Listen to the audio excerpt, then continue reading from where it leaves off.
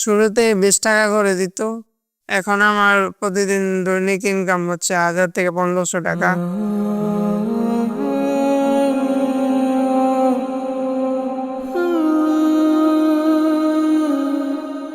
এই যে দেখছেন, এটি একটি বাজার। এই বাজারের নাম চুরখাই। এটি ময়মনসিংহ জেলা সদরে হলেও মূলত গ্রামীণ জনপদকে কেন্দ্র করে গড়ে উঠেছে বাজারটি। আজ আবার এখানে হাটবার। সাধারণত হাটবারে বেচাকেনা ভালো হয়, তাই মানুষও থাকে অন্যান্য দিনের তুলনায় কিছুটা বেশি। এই বাজারের ভেতরের একটি দোকানে আমাদের চোখ আটকে যায়। হাফেজ telecom and mobile servicing centre. এই দোকানটি আসুন্নাহ ফাউন্ডেশনের উদ্যোক্তা প্রকল্পের আওতায় প্রতিষ্ঠিত দেখে আমরা সেখানে যাই, জানতে চাই তার পরিচয় এবং কিভাবে সে দোকানটি পেল। শুরুতে 20 টাকা করে দিত, মানে আস্তে আস্তে বাড়াইতে বাড়াইতে আমি 8500 পর্যন্ত উঠছি। আমি আসন্না ফাউন্ডেশন থেকে 1 লাখ টাকা পাইছি।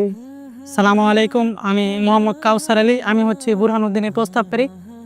আসুন্নাহ ফাউন্ডেশনের একটি পোস্ট দেখতে পাই, যেটাতে দক্ষতা ভিত্তিক উদ্যোক্তা তৈরি প্রকল্প 2025-এর ওইখানে দেখলাম যে দক্ষতার উপরে সহযোগিতা করা হচ্ছে। তখন আমার এক বন্ধু আছে মোহাম্মদ বুরহানুদ্দিন, উনি দীর্ঘদিন যাবৎ মোবাইল সার্ভিসিংয়ের কাজ করার সুবাদে আমি চিন্তা করলাম যে ওনার জন্য একটি আবেদন করি।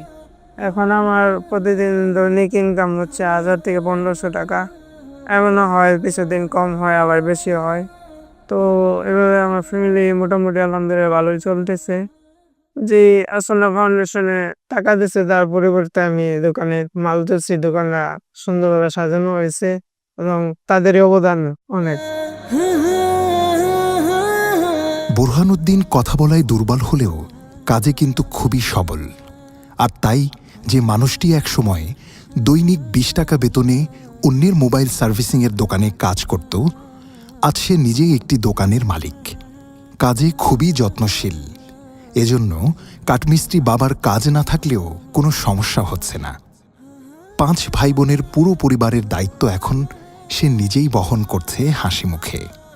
এভাবেই ময়মনসিংহের চুরখাই বাজারের বুরহানুদ্দিনের মোবাইল সার্ভিসিং, নেত্রকোনা জেলার কেন্দুয়ার খোকন মিয়ার হোটেল কিংবা শেরপুর জেলার ছিনাইগাতির আলতাফ হোসেনের নিট সুজের মতো অসংখ্য ছোট ছোট উদ্যোগ এবং উদ্যোক্তা তৈরির মধ্য দিয়ে আসুন্নাহ ফাউন্ডেশন বাংলাদেশের প্রত্যন্ত অঞ্চলে জীবনের আলো ছড়িয়ে দিচ্ছে দিনের পর দিন, বছরের পর বছর।